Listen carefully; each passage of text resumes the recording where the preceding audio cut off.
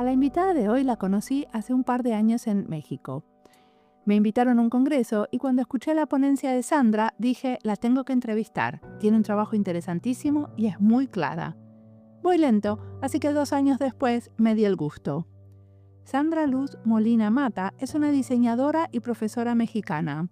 En esta charla nos cuenta sobre la universidad donde trabaja, la Universidad Autónoma de México.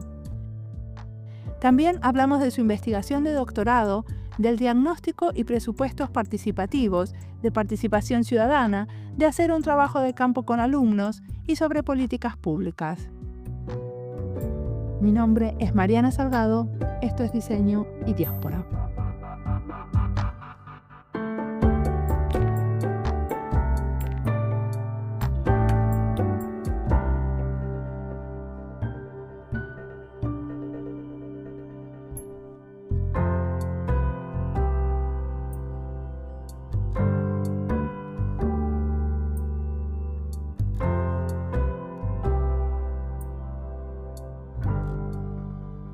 Hola, yo soy Sandra Luz Molina Mata y soy profesora investigadora de la UAM Azcapotzalco. Llevo prácticamente ya 20 años en la División de Ciencias y Artes para el Diseño y pues he dedicado mi investigación al diseño para la sustentabilidad y he ido evolucionando conforme he ido aprendiendo muchas cosas, sobre todo en territorio.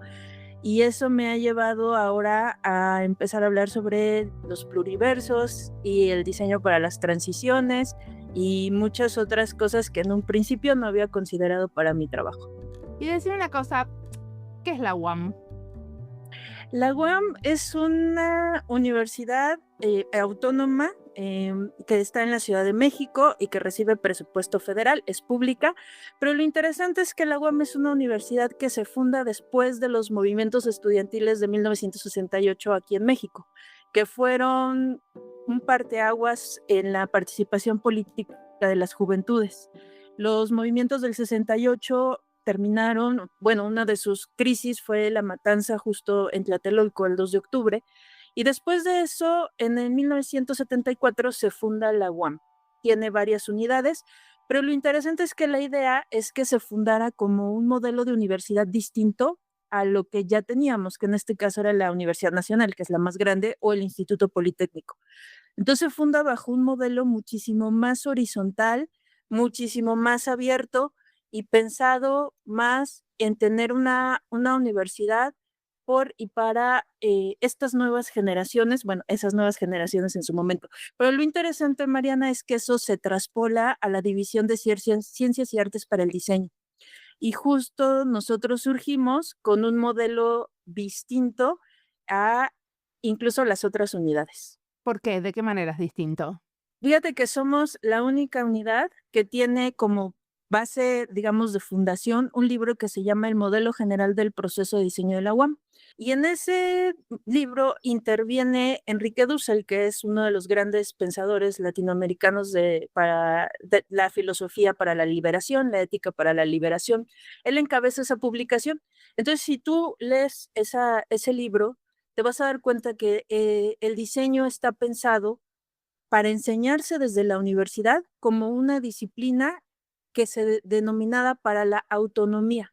Habla sobre los países centrales, los países periféricos y cómo los países periféricos tenemos una dependencia tecnológica. En ese momento era como lo principal, ¿no? Era la discusión del momento, la dependencia tecnológica y económica.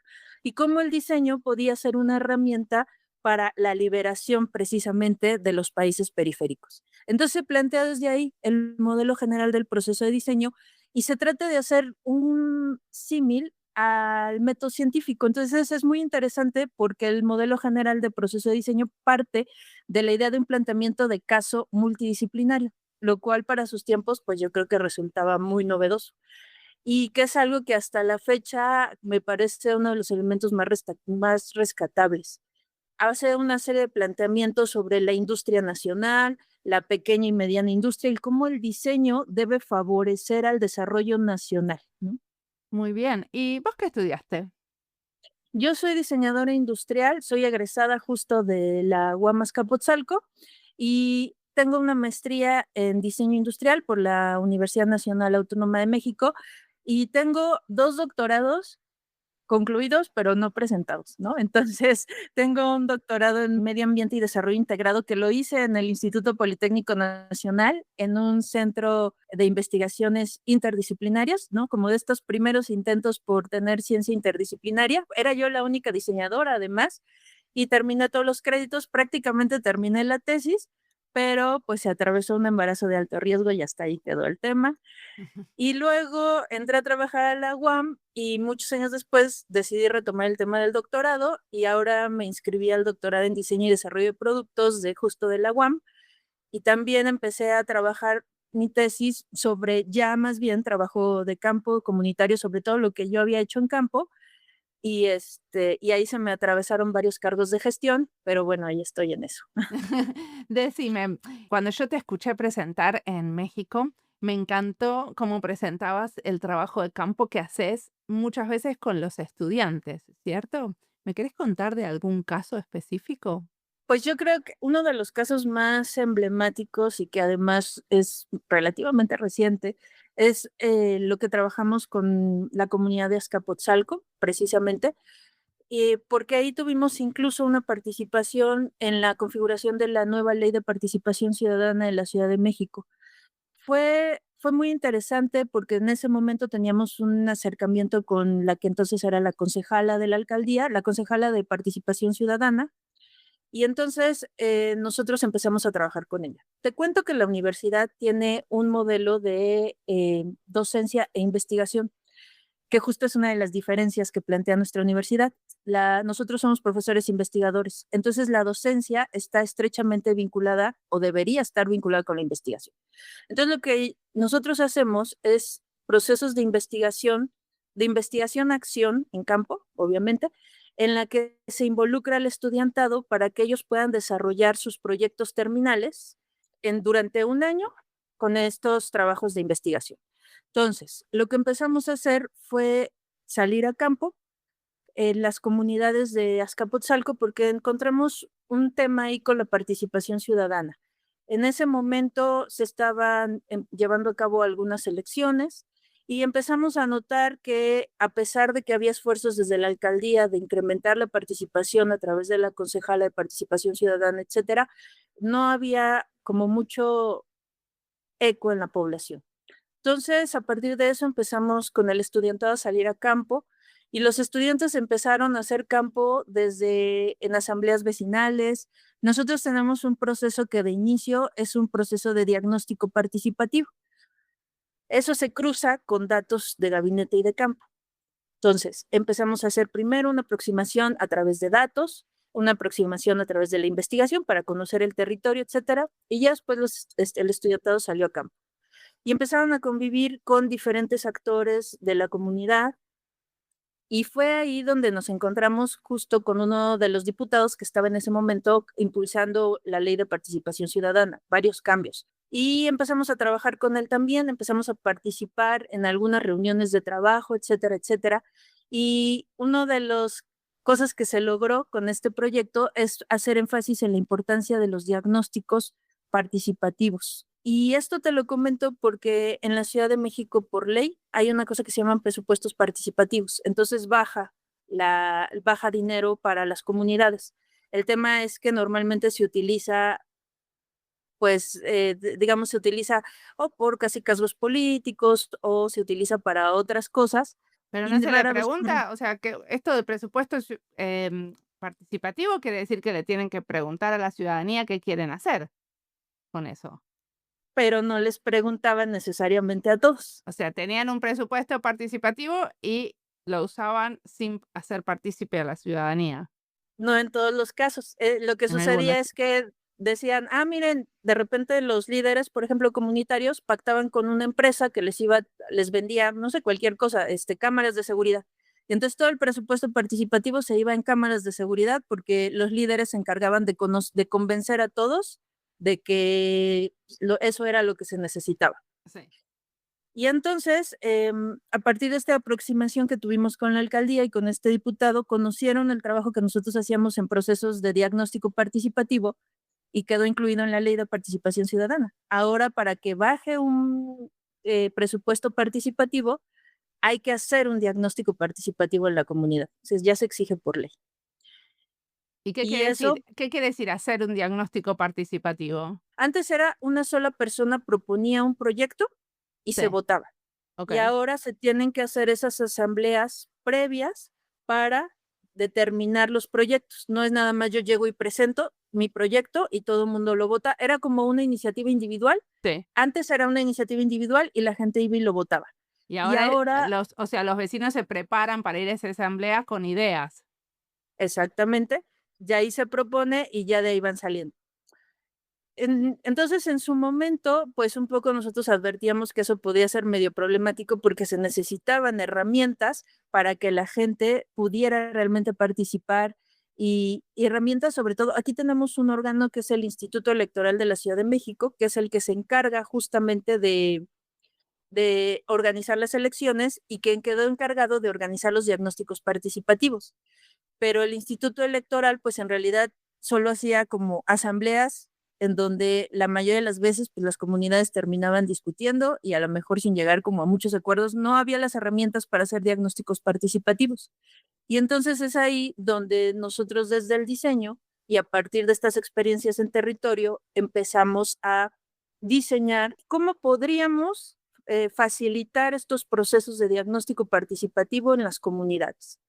Y entonces ese grupo de estudiantes se dedicó a hacer un diseño de sistema servicio-producto que permitiera facilitar los diagnósticos participativos para el presupuesto. ¿Y qué es esto de un sistema servicio-producto? Justo, y ahí va como la otra parte, la hipótesis de la que nosotros partimos es que en estos procesos comunitarios, de lo que se trata muchas veces es de reconectar actores. Hay veces que en las comunidades hay gente que debería estar conectada y simplemente no está conectada por muchas razones, ¿no? Políticas, sociales, culturales, etcétera. Y lo que nosotros hacemos, nuestra hipótesis de trabajo es que los servicios permiten cristalizar los procesos materializar más bien los procesos de innovación social, conectando actores que originalmente pudieran no haber estado conectados a través del servicio. A ver, Entonces, dame un ejemplo clarito para que los que nos escuchan y yo entiendamos. te voy a hablar de otro caso que No, fue, no, no, con trabajamos. este, decime cuál es Ah, un ejemplo de un servicio que te materializa este proceso. sí, para Al que final, lo sí, que acabaron haciendo los alumnos era un servicio que se llamaba Brújula Colectiva, así se llamaba el servicio. Y de lo que se trataba era un manual de instrucciones para que cualquier persona pudiera capacitarse rápidamente para facilitar diagnósticos participativos. Entonces, lo que se hace es tener un conjunto de objetos, que son los interfaces del servicio, que permitan que la gente pueda hacer diagnósticos en sus comunidades. Ejemplo, em, hay que, vamos a detectar, tú citas asamblea a tus vecinos. ¿Qué necesitas para citar a una asamblea? Y entonces nosotros desarrollamos todo un manual que te permite saber. Los servicios están integrados por varios elementos objetos, ¿no? Que sí. te permiten, son la interfase del servicio y una serie de encuentros o puntos touch points o puntos de encuentro entre los diferentes actores. Entonces, lo que nosotros hacemos es hacemos un blueprint en donde se ven todos estos elementos y eso se traduce en manuales para que la gente los pueda reproducir.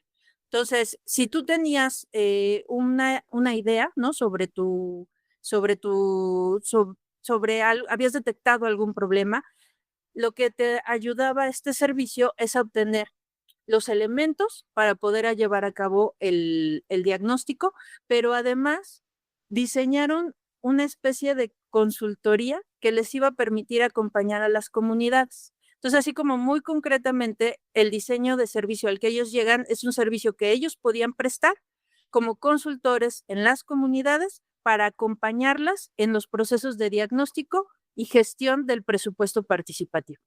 Es genial, porque aparte también, parte del acompañamiento, ellos habían creado como un rol, que es el rol del facilitador, facilitadora, Y este rol tenía que ver con esto de seguir a este manual, ¿no? De cómo armas las preguntas para armar esa asamblea, de cómo te dirigís a la gente, ese tipo de cosas.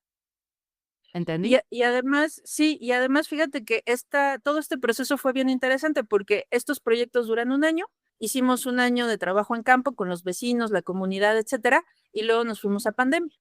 Y entonces este proyecto termina de desarrollar desde el confinamiento. Y ahí también empezó a surgir como esta tercera cosa. Bueno, en ese momento de confinamiento había que hacer un proceso de presupuesto participativo. Y entonces, dentro del servicio también quedó contemplado cómo hacer que la ciudadanía pueda participar desde el confinamiento también. Y eso también lo hizo más inclusivo porque entonces empezó a salir el tema, bueno, los adultos mayores, las personas que están enfermas y quizá no puedan ir a una asamblea, las juventudes que trabajan y casi no pueden participar. Y en ese proceso fue que se hizo mucho más rico el diseño de este servicio. Y además lo interesante también fue que se trabajó, yo tengo como esta perspectiva de que cuando uno lleva al estudiantado a campo, los tienes que llevar los tienes que formar también desde un marco y una visión particular para que no salgan a campo solo con esta visión extractivista de datos, ¿no? De voy a la comunidad, me extraigo, ¿no? Los datos que me sirven y ya me voy, sino cómo hacer que entiendan que establecer una relación horizontal de trabajo con las comunidades. Y entonces lo que hacemos es que paralelo a toda la formación académica, el proyecto, etcétera, reciben formación adicional y este grupo recibió capacitación, por ejemplo, en derechos humanos y territorio, en género y en economía social y solidaria. De tal manera que la idea era que el planteamiento del servicio no partiera de la idea de la reproducción del capital por sí mismo, sino de cómo podríamos lograr que hubiera beneficios sociales, económicos, distribuidos de manera equitativa. Y esa fue una parte interesante porque al final este proyecto desarrolla también un modelo de negocios, pero bajo la supervisión de un especialista en economía social y solidaria. Entonces está planteado como una cooperativa, no como un despacho de diseño, o sea, no como un despacho de consultoría como tal. Me encanta. ¿Y siguen todavía trabajando? Fíjate que tuvieron un acercamiento con el ISM, algunas herramientas por ahí se transfirieron, pero ya después, pues con la pandemia y con todo esto, siguieron cada quien por su camino, pero justo trabajan en temas de participación, en temas de diseño de servicios, etcétera, ¿no? En uno de tus escritos decís que es muy importante preguntar por el después de hacer una intervención en la comunidad, ¿no? Vos llevas, en este caso nos contaste de este caso del presupuesto participativo y la intervención que hicieron los alumnos con, ¿no? Con esta brújula colectiva y crear una cooperativa. eh, pero ustedes también evaluaron qué es lo que pasó después de la intervención o como si la comunidad siguió adoptando y mejorando las innovaciones sociales que se produjeron ahí en relación a esto. Fíjate que nos pasó algo muy curioso. Empezamos a trabajar con Azcapotzalco, la comunidad de Azcapotzalco. Fue complicado, ¿no? Que la comunidad se quisiera sumar y más en pandemia. Pero luego lo que empezamos a detectar es que había vecinos nosotros estamos como muy en frontera con el Estado de México, entonces nuestro estudiantado y en general la población entra y sale de la Ciudad de México y del Estado de México. Y lo que empezó a suceder es que los alumnos empezaron a buscar también a vecinos del Estado de México y les plantearon este proyecto. Y los vecinos del Estado de México no tienen acceso a presupuesto participativo. En el Estado de México eso no existe, nada más es exclusivo de la ciudad. Y entonces los vecinos del Estado de México les empezaron a decir, oigan, pero nosotros también nos gustaría que tener este servicio. ¿Cómo le podemos hacer? Y aunque no tengamos presupuesto participativo, pues a lo mejor podríamos sacar los recursos de otro lado. Y entonces estos chicos que ya venían formados como bajo el esquema de la economía social y solidaria, pues empezaron a pensar cómo esto en realidad podía funcionar fuera del esquema del presupuesto participativo a través de procesos de autogestión comunitaria, ¿no? O búsqueda o gestión de recursos en otros lugares. Y entonces el proyecto se expandió y ya un poco se salió del circulito nada más del presupuesto participativo, y entonces creció a pensar, bueno, es que esto podría detonar en que las comunidades pudieran también tener un proceso de autogestión. Y bueno, en eso se quedaron, al final también se quedaron trabajando con las comunidades de ellos, porque además siendo pandemia, pues eran las más cercanas, en donde empezaron algunos procesos justo de participación ciudadana, de gestión de recursos, empezaron a concursar por recursos públicos para diferentes proyectos, etcétera, ¿no?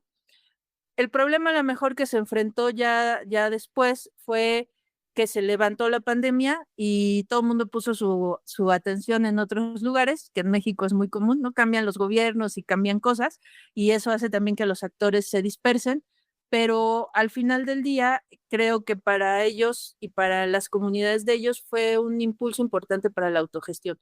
Que ya retomando como tu pregunta, creo que es una de los elementos que más podemos rescatar del trabajo que hemos hecho. A veces no logramos ver los proyectos completamente implementados porque tenemos muchos temas con casi casgos políticos, por ejemplo, la innovación social, cuando tú llegas a una comunidad en donde hay un líder político que mantiene justo su liderazgo a partir de pues de estos procesos de gobierno muy verticales, pues los procesos de innovación social les incomodan, ¿no? Entonces a veces nos ocurre que pues terminamos incluso bloqueados por líderes políticos, etcétera. Pero lo que sí ha sido un elemento común en todos los proyectos que hemos hecho es que siempre se queda la semilla de la posibilidad de autogestión en las comunidades.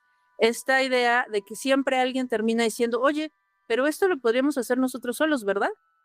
Sí, ya lo podríamos empezar a partir de mañana, ¿sí? Y eso, aunque no lo creas, es una cosa que de verdad no se habían preguntado antes.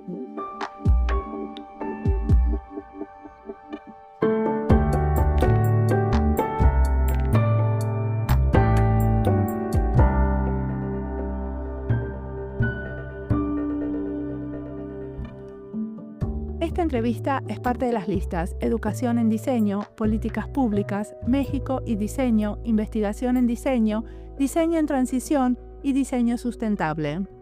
Las listas las encuentran en la página web en la sección de recomendados, en Spotify y en YouTube. Y si estás buscando algo y no lo encontrás, siempre te puedes comunicar conmigo.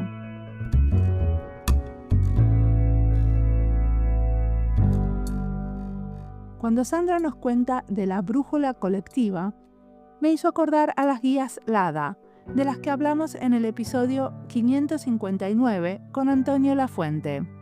Ellos tienen una guía, por ejemplo, para hacer presupuestos participativos.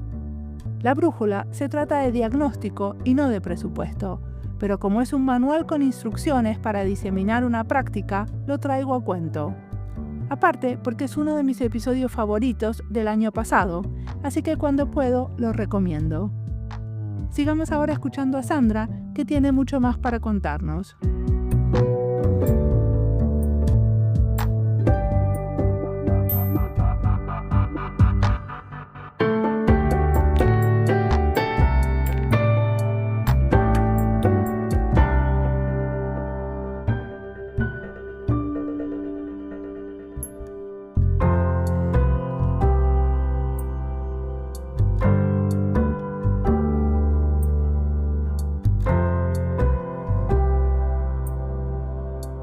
Vos trabajás si entiendo bien, en una licenciatura de proyectos sustentables, ¿cierto? ¿En esa licenciatura también tienen trabajo de campo? Sí, justamente la licenciatura en diseño de proyectos sustentables surge a partir de la necesidad de formar profesionales que tengan una visión muchísimo más amplia del diseño, ¿no? Que no se constriñan solo a hacer diseño de producto o diseño de servicio o diseño de espacios o de imagen gráfica.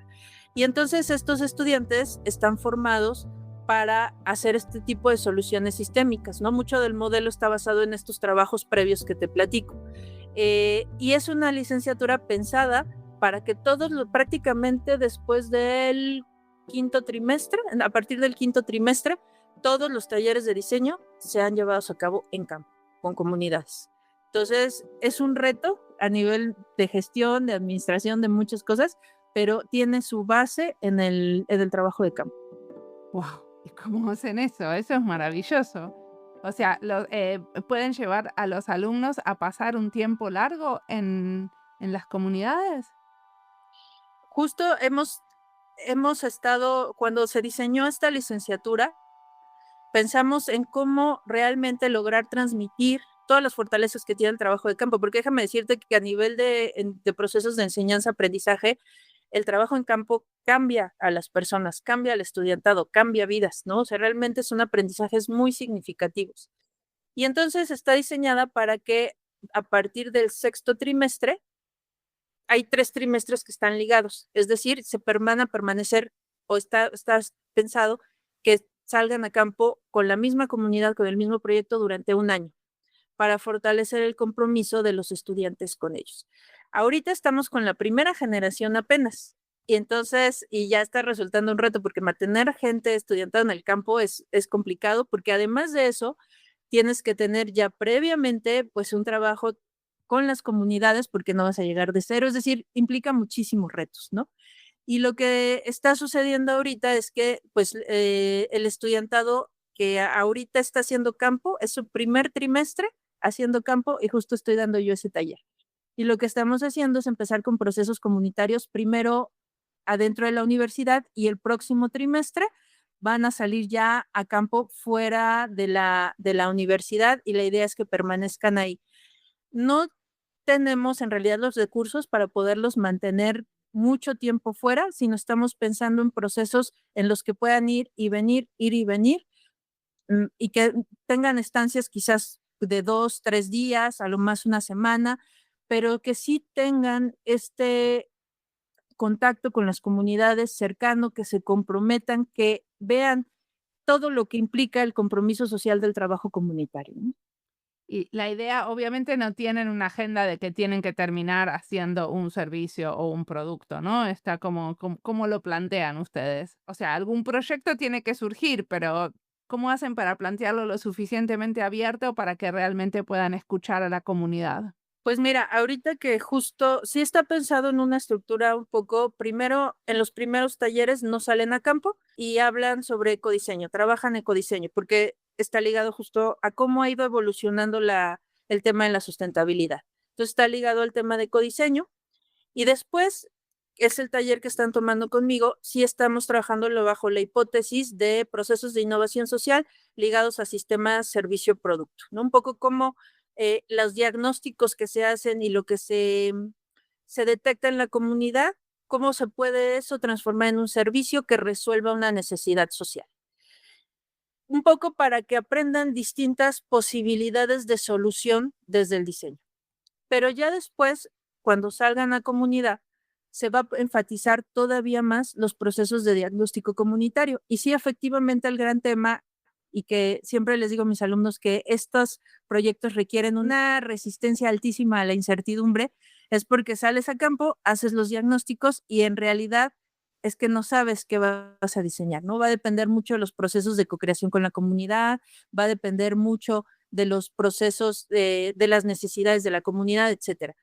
Pero lo cierto es que lo que hemos encontrado es que desde el diseño hay soluciones en la facilitación que pueden darse y que pueden quedar en productos que se pueden ir delineando con la comunidad mientras el proyecto avanza, ¿no? Entonces, sí hemos visto que la mayoría de esto decanta en servicios porque son muy abiertos, hay muchas posibilidades, y día después, también hay un planteamiento para que en los siguientes trimestres trabajen con diseño de estrategias y diseño de políticas públicas, ¿no? Es una licenciatura pensada para que sean capaces de materializar los procesos comunitarios en una gama muy amplia de posibilidades de solución. Me muero de ganas de ir a hacerlo. Yo hubiera querido tener esa posibilidad. Qué bueno. Y decime, ¿qué cosas mirás? ¿Qué cosas te nutrís para crear todo esto? ¿Qué nos recomendás leer, escuchar, mirar? Pues, lo primero, a mí creo que lo que me cambió mucho mi perspectiva de investigación, en mucho, fue el trabajo en campo, ¿no? cuando yo hice por allá mi primer doctorado, por allá de los 2005, yo estaba como muy metida en el análisis de ciclo de vida, en el concepto de desarrollo sustentable y de desarrollo sostenible, y la literatura y no sé qué, y yo quería hacer un modelo de diseño interdisciplinario y no sé qué, ¿no? Sí. Y queriendo probar ese modelo, salí a campo a una comunidad en Tequisquiac, Estado de México, con una asociación de productores rurales. Y entonces es donde te das cuenta que muchas cosas que se plantean, ¿no? Desde la academia, pues a veces les hace falta mucho diálogo con el territorio, no con la realidad, porque también corresponden a la realidad, sino con el territorio, con lo que las personas viven cotidianamente en su día a día. Y entonces, a partir de esas primeras aproximaciones, empecé a cuestionar mi trabajo en muchas cosas. Y ha sido un proceso de muchos años. Y a lo largo de 10 años, creo que la verdad me he ido un poco politizando porque he empezado a entender que el diseño se tiene que matizar, que no somos una disciplina necesariamente objetiva, ¿no? Es decir, obedecemos a principios, obedecemos a, a ciertos marcos de referencia económicos, políticos, sociales, y que a veces eso se desdibuja o no lo vemos como tan transparentemente. Y en la medida en que lo vas cuestionando, y entonces empiezas a cambiar de referentes y te empiezas a preguntar, bueno, ¿y qué tal si ahora empiezo a trabajar bajo el esquema de la economía social y solidaria? Y entonces te mueves un poquito del campo de referencia y te empiezas a preguntar, bueno, ¿y qué pasa si ahora empiezo a retomar todas estas ideas de la ética de la liberación y eso lo traigo y lo reflejo en el trabajo en campo para dialogar? O sea, el trabajo en territorio te hace todo el tiempo estar dialogando entre la teoría y lo que ocurre en el territorio. Y para mí eso creo que ha sido muy importante para darme cuenta y cuestionar y empezar a leer muchas más cosas, porque justo a veces parece que nos vamos como por moda, ¿no? Ay, es que ahora todo el mundo habla de innovación social y ahora yo también quiero hacer diseño para la innovación social. Pero al menos lo que a mí me pasó es que yo necesitaba la innovación social y no sabía que existía, ¿no? Entonces, cuando empecé a leer de la innovación social por mi trabajo en territorio, dije, wow, esto casa perfecto con lo que parece que necesitamos desde el trabajo en campo. Entonces, a mí siempre me ha pasado este asunto, que salgo a territorio y digo, híjole, es que necesito esto. Y entonces lo empiezo a buscar en la literatura y digo, claro, esto era, ¿no? La innovación social. Bueno, Y pero luego, ¿qué en la literatura qué encontramos? Porque, el trabajo en territorio se lo tiene que gestionar cada una de las que está escuchando, pero, ¿qué libros estás, leyendo que decís: "Estos son"? pues yo diría, Design for the Pluriverse, el diseño para el pluriverso de Escobar, pero además, ¿sabes qué? Es importante leer fuera de las disciplinas de diseño. Yo estoy leyendo La ética para la liberación de justo de Dussel, y eso ha sido como muy importante para tener referentes teóricos distintos. He leído sobre anarquismo, por ejemplo, ¿no? Y empecé con el libro de El anarquismo explicado a los niños. Y a partir de ahí he tratado de ir leyendo más cosas. Y he estado leyendo también muchísimo sobre feminismos y ahorita estoy leyendo justo un libro que me regalaron mis estudiantes, que se llama Feminismos Latinoamericanos. Entonces, un poco lo que yo hago es tratar de leer de estos temas desde fuera de la disciplina y luego ya irlo cercando hacia estos marcos de referencia que envuelven al diseño, ¿no? Entonces, ahorita pues es Dussel, Feminismos Latinoamericanos, por ahí anda mi libro también, y ya dentro de la disciplina, pues los referentes, ¿no? Diseñar cuando todo el mundo diseña de Mancini, que a mí me dejó como esta visión y es lo que me permitió como dar ese salto para tratar de hablar del diseño desde otros lugares, ¿no? De cuando Mancini habla, por ejemplo, del design knowledge, ya no necesariamente Mancini también abandona un poco el concepto de sustentabilidad. Entonces, yo creo que también es ver los libros de Mancini y ver los últimos libros me ha sido un referente importante. Y en el futuro, ¿hacia dónde te gustaría que vaya tu práctica? Pues, justo estoy en ese momento, ¿no? De preguntarme, porque en la universidad tuve que parar un tiempo mi trabajo académico, porque estuve en algunos cargos de gestión, y es el momento en donde estoy retomando ya la práctica, ahora sí, el trabajo en campo y todo esto. A mí me gustaría impulsar muchísimo el tema del diseño para las transiciones. Creo que hacia allá va a ir mi práctica en mucho, pero también como participar en la discusión internacional desde Latinoamérica. Creo que ahorita es una de mis preocupaciones más puntuales. ¿Cómo hacemos para escribir de diseño para las transiciones? No porque no se haya hecho, sino cada vez hacernos más visibles los autores latinoamericanos, ¿no? Y sobre todo, cómo visibilizar lo que ocurre en territorio en Latinoamérica, que desde ahí se puede hacer una construcción teórica diferenciada en muchos aspectos, ¿no? Porque nos pasó con la innovación social, ¿no? De repente, tú lees los proyectos que se plantean desde Europa y cuando tú sales a territorio y la realidad se te rebasa, ¿no? Por ejemplo, las violencias a las que a veces te tienes que enfrentar en los territorios, etcétera, pues entonces tienen matices distintos el trabajo, ¿no? O sea, hay temas distintos que hay que abordar desde el diseño acá y creo que eso es va a ser mi preocupación. Y la otra también es dar a conocer estas nuevas capacidades del diseño en los sectores productivos. Creo que eso es algo que tiene que pasar en el diseño los próximos años, porque hay muchas empresas que están contratando, por ejemplo, mis estudiantes que se forman, ¿no? Con todos estos elementos, pues los acaban contratando, por ejemplo, para los bancos, para tiendas departamentales y usan estos conocimientos, ¿no? Del entendimiento de las comunidades, etcétera, pero ya más bien con fines comerciales.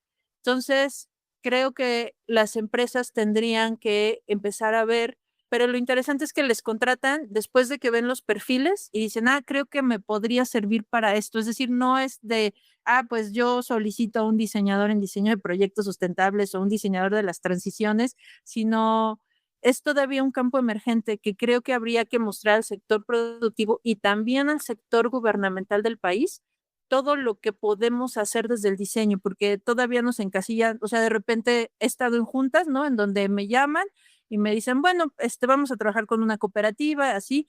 Entonces, queremos que nos hagan el envase de las mermeladas, ¿no? Entonces, digo, sí lo podemos hacer, pero todavía no está clara como esta posibilidad de intervención del diseño mucho más amplia y que sí se necesita, ¿no? Lo vemos incluso en el diseño de políticas públicas. Ahora que se está abriendo muchísimo más a la participación ciudadana, se necesitan estos profesionales, pero no están delimitados y por lo tanto no se les solicita como tal.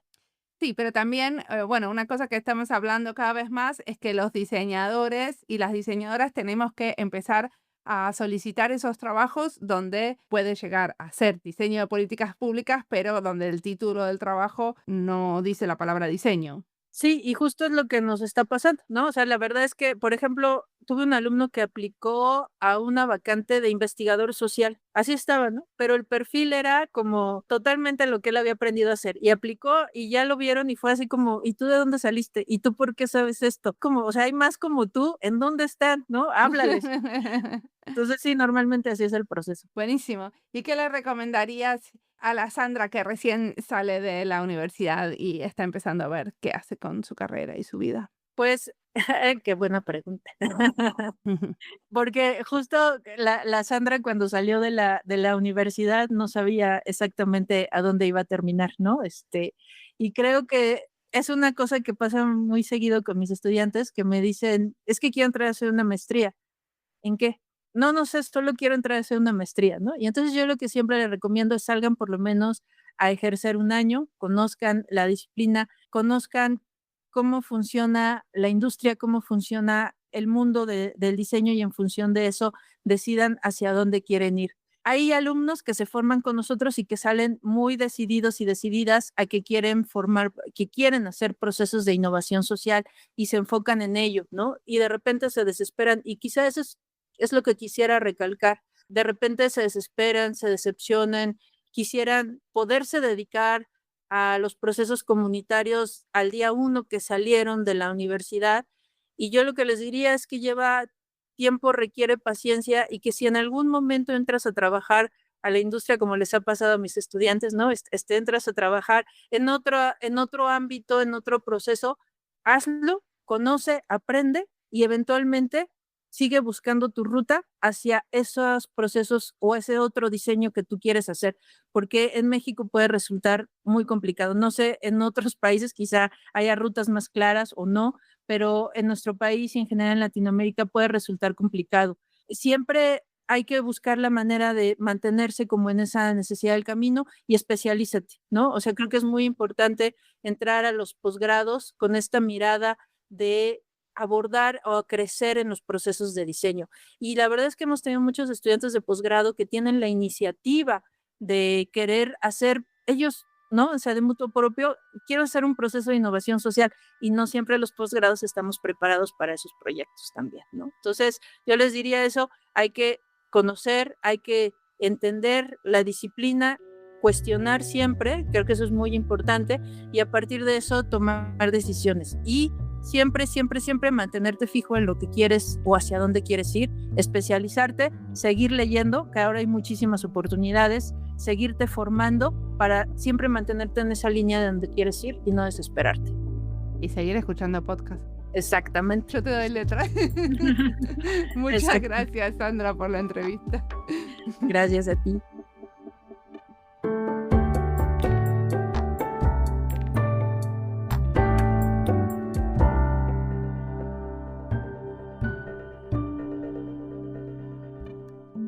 Esto que hace y reivindica Sandra, lo de llevar a los estudiantes al campo, no lo hacen muchos. Creo que no es solo porque es difícil la logística, sino que es una cuestión de convicción. Muy poca gente en la academia, como Sandra, realmente cree que a las aulas les falta conectar, tener más conexión con el territorio, con la realidad de la gente y sus necesidades. Por eso quiero destacar lo que ella hace, porque es un ejemplo poderoso de cómo se puede unir la teoría con la práctica en diseño. Sandra la tiene clarísima. Para que esto funcione, hay que formar a los profesores. No es algo que pase solo porque sí, requiere esfuerzo, compromiso y una formación sólida para los y las profesoras de diseño. Ella insiste en que hay que capacitar a los docentes para que puedan transmitir esa sensibilidad hacia el entorno y sus problemáticas. Además, propone que los estudiantes también se formen en temas claves como derechos humanos, perspectiva de género y economía social y solidaria, para que entiendan el impacto de su trabajo en la sociedad. Y no se queda ahí. Sandra también habla de la necesidad de crear espacios donde los estudiantes puedan experimentar, equivocarse y aprender en contextos reales, no solo en el aula.